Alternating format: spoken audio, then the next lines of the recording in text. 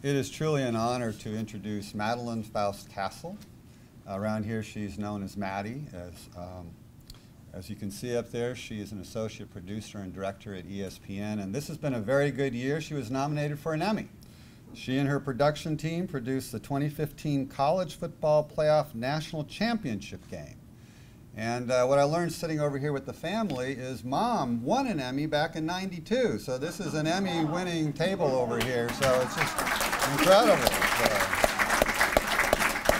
Quite a remarkable story. It's a great, if you want to talk sports, you really should be over here. Maddy's work at ESPN goes way back. Before she even joined our daily newscast here at USC in the fall of 2007, she had already worked for ESPN at the US Open Tennis Championship. She was a real team leader in that fall semester class. Whatever we assigned her to, she excelled. I took a look back at some of our notes from that semester, and Maddy's name pops up everywhere like a highlight reel. She produced numerous sports stories, including one about an unexpected loss at Vanderbilt. And let's hope maybe we can beat Vandy this Saturday. I don't know. But I looked a bit closer at our reviews that semester, and a few things about Maddy keep popping up repeatedly. Things like outstanding story, excellent interview, comprehensive report, enthusiastic producer, takes charge, reacts quickly to changing conditions. So we're really not surprised to hear of her success at ESPN. I already mentioned the Emmy nomination. If you like sports, just pick a sport. She's probably covered it.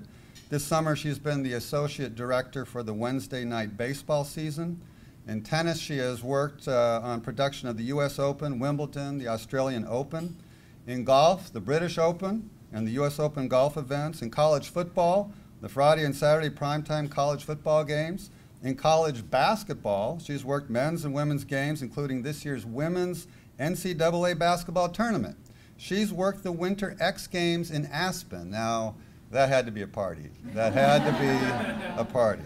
She's covered the NFL Combine. I'm guessing that's where this picture is coming from.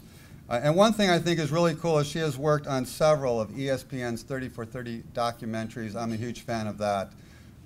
Which is an outstanding series of films about key people and events in sports.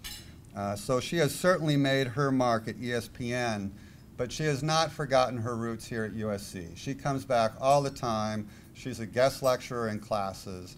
She meets with our students in senior semester in our newsroom. She takes time to meet with each one, answer their questions, gives them a card, says, "Contact me, I'll help you. I'll try and help you get a job." She's meant a lot to us. Students love her. We love her. Come on up, Maddy. Thank you very much. I'm incredibly humbled and honored to be here tonight. And I want to start out by saying thank you to the entire faculty. My 4 years here were wonderful. I would go back in a heartbeat. I truly loved everything about being a journalism major. And I wouldn't be here where I am today in my career without the knowledge and the hands-on experience, that I got here at South Carolina. So I truly thank all of you. I could go on for a long time about all the amazing things I learned and experiences I had here in South Carolina, but the greatest testament, I think, to my education here as a broadcast journalism major is how truly prepared I was starting my first job. When I graduated and started working at ESPN 2 weeks later, I knew what I was there to do and what I was getting myself into. And I think now I can attribute a lot of the success I've had to having known those two things so early on in my career. I think there's really two specific instances in college that got me to that point. The first was in the summer of 2007. I think I had the honor of going on the first multimedia Maymester trip in Munich, led by Dr. Tanner. And after a week or so, I was starting to have trouble with the topic I chose, the short film I was producing, and I was starting to question what I was trying to convey in the film, and I'll never forget the advice Dr. Tanner gave me.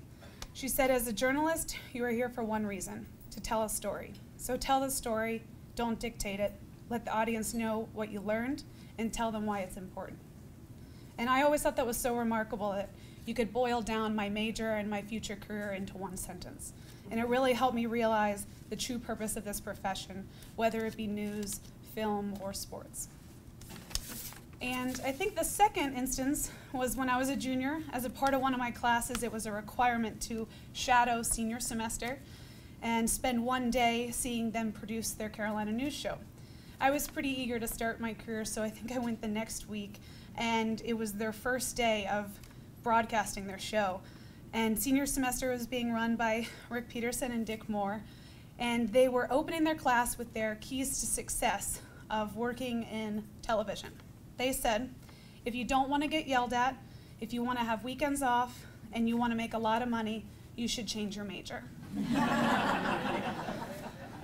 I didn't, but it's a good thing they warned me, because I quickly realized when I got to ESPN, all of those things were completely true. I spent my last Thanksgiving in a Cracker Barrel in Central Virginia, 2 Christmas days and several New Year's Eves on an airplane, and I spent this summer, I spent my first wedding anniversary in exotic Cleveland, Ohio. And the worst part about it is I wouldn't trade it for the world. No offense to my husband, Josh. I truly love what I do, and I cannot imagine doing anything else. I've been fortunate enough to travel the world, meet some incredible people, all thanks to my job, and thanks to people like Dr. Tanner, Rick, and Dr. Collins, and all the people here whose passion for what they teach is truly inspiring. So thank you very much.